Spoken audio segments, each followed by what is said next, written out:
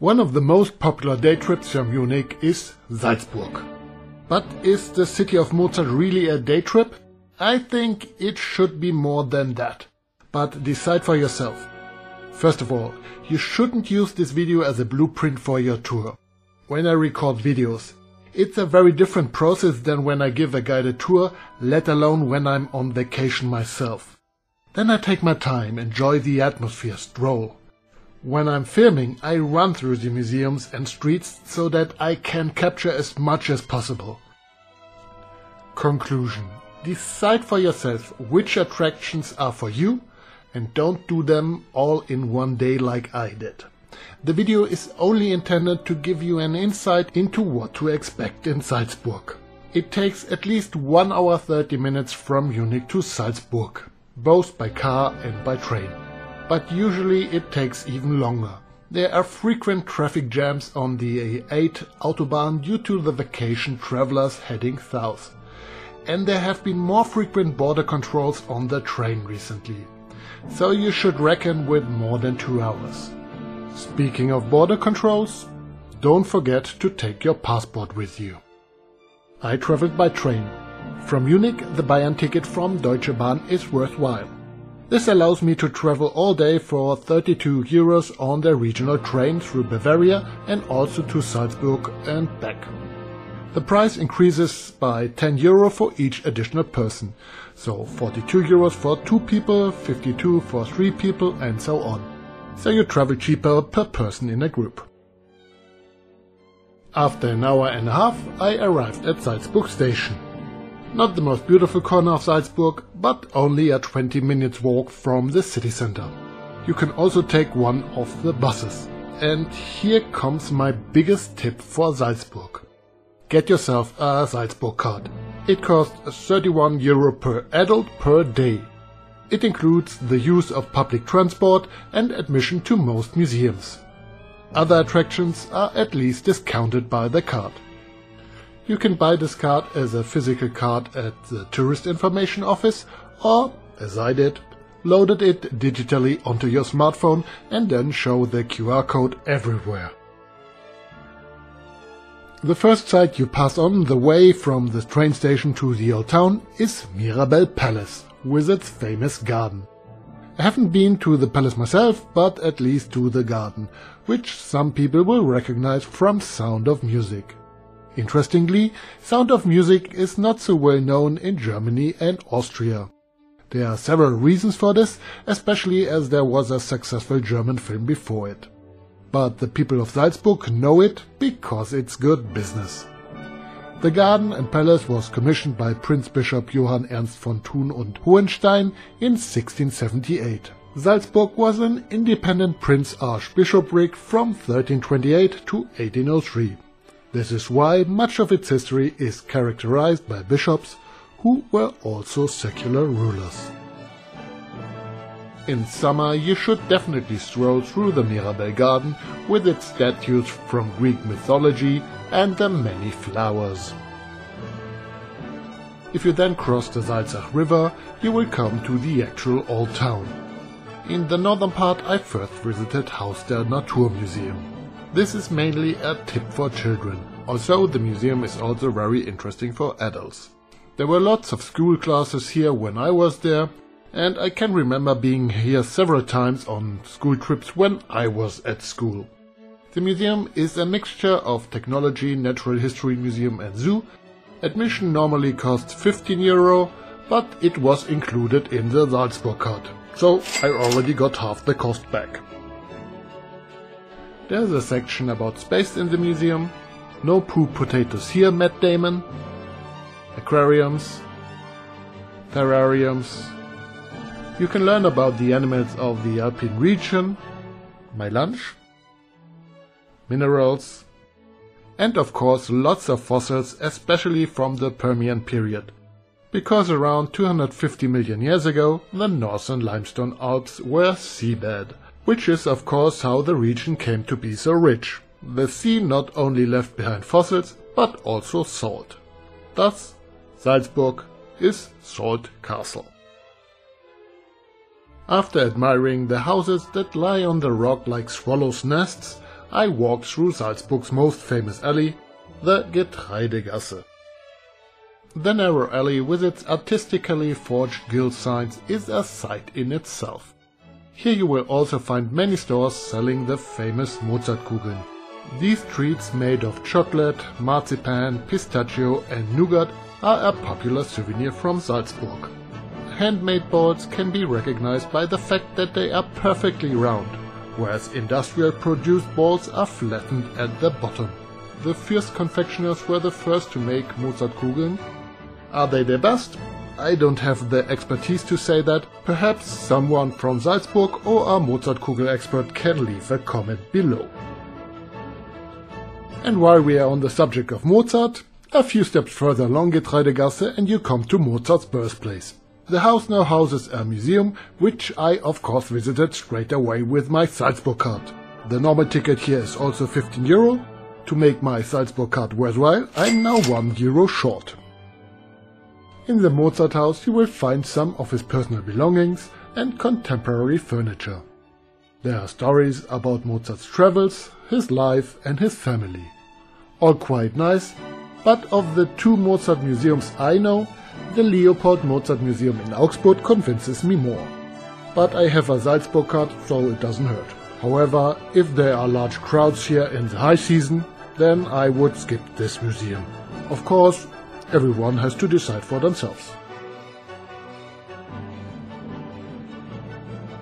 After the Mozart Museum, I had a look at the Franciscan church. It is one of Salzburg's oldest churches and has its origins in the 8th century. The centuries are reflected in the building. A Romanesque nave leads into the Gothic hall choir. The high altar and the chapels are again in the baroque style. For fans of architectural history, this church is a must-see. Behind the Franciscan church you'll find Salzburg's most famous church, the cathedral. It costs a so-called maintenance fee of €5 to enter the church. With the Salzburg card, it is not free, but you have to pay a reduced entrance fee of €3.50. That means I've saved €1.50 and I'm now 50 cents in the black. Hooray! Salzburg Cathedral is a baroque masterpiece from the early 17th century. The dome fresco depicts the glorification of divine providence. Wolfgang Amadeus Mozart was baptized in the cathedral. As the cathedral has 5 organs, this was perhaps a musical imprint on him.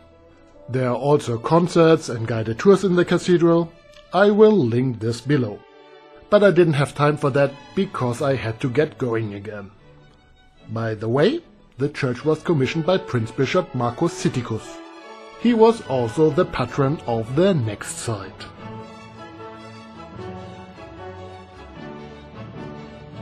It's located a little to the south, outside of the city of Salzburg, but if you're talking about outside, then it's not far. Salzburg is a small city and I was at Hellbrunn Palace in 20 minutes on the bus 25.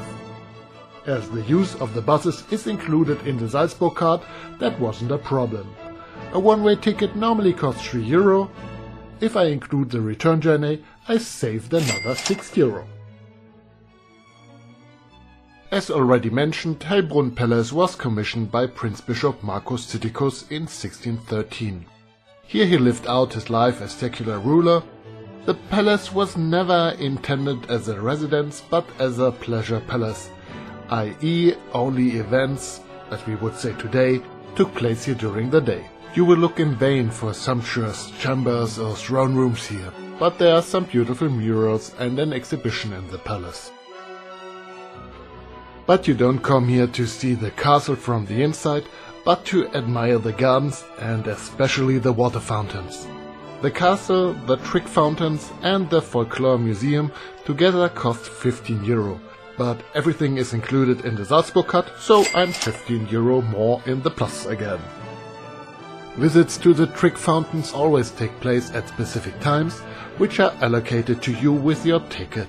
The trick fountains are truly unique and are considered to be the best preserved trick fountains of the late Renaissance in the world. They should not be missed, especially in the summer, because you will get wet. This marble table, for example, is where the Prince-Bishop served his guests and played tricks on them.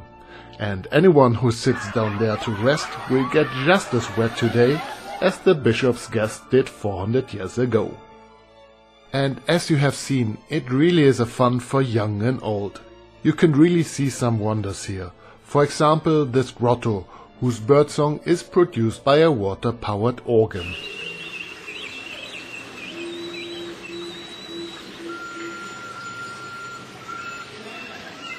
Then you can find water-powered figures here. Even entire streets with moving figures.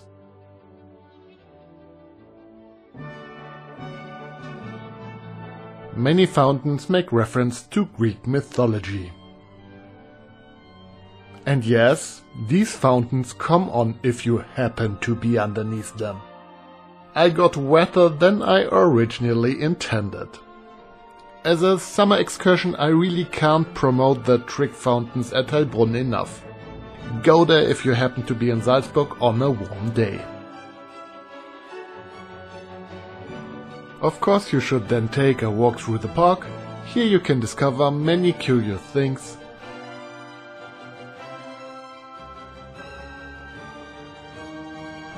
But also well-known things such as the famous pavilion from Sound of Music.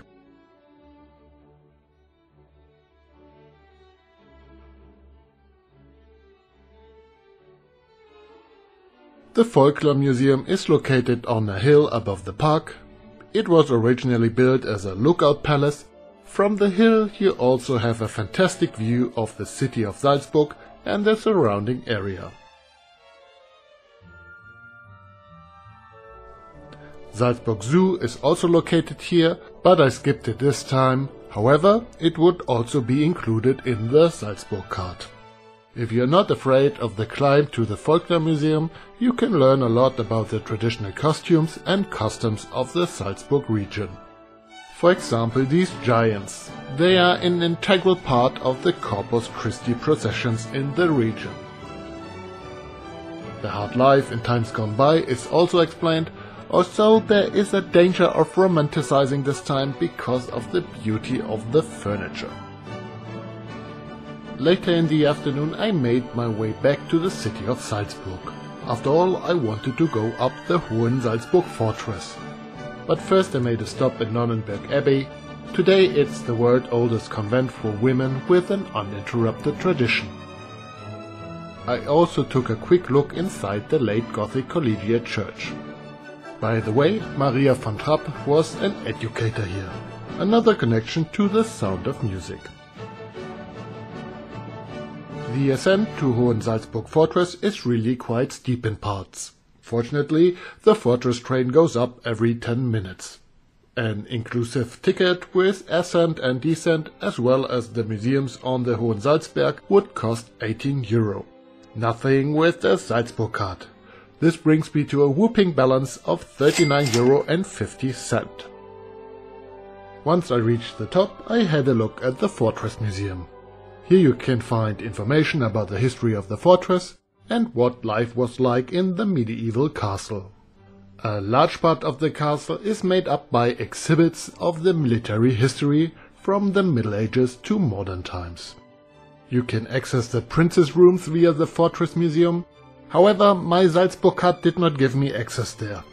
I don't know exactly why this was the case. In my research I read that you only get access there until 11 AM. Perhaps someone knows more and can comment on this. There is also a puppet museum up here, but I didn't visit it. Before heading back into the city, I once again enjoyed the view of Salzburg. Finally, I went to Café Tomaselli at around 6 PM.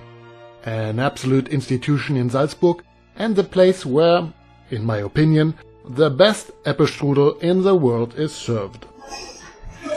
So okay, that was now my Salzburg tour this weekend, and well, now I'm at Café Tomaselli. I have a Aperol Spritz for the end because it's already 6 o'clock. So normally you would eat a coffee here, and because I'm so late, I missed my Apfelstrudel because the Apfelstrudel is fantastic. And now I have here another cake. That's the Tomaselli cake, so that's the signature cake here. And I'm sure it's brilliant and good again, also as well. And let's try.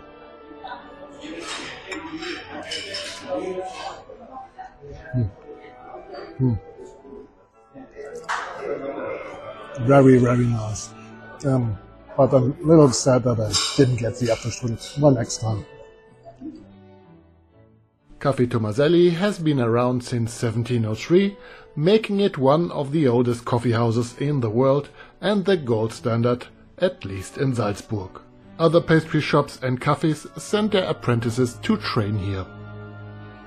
Here you can still find the newspapers in newspaper clams, where young and old can spend a few hours with coffee and cake. And then the miracle happened.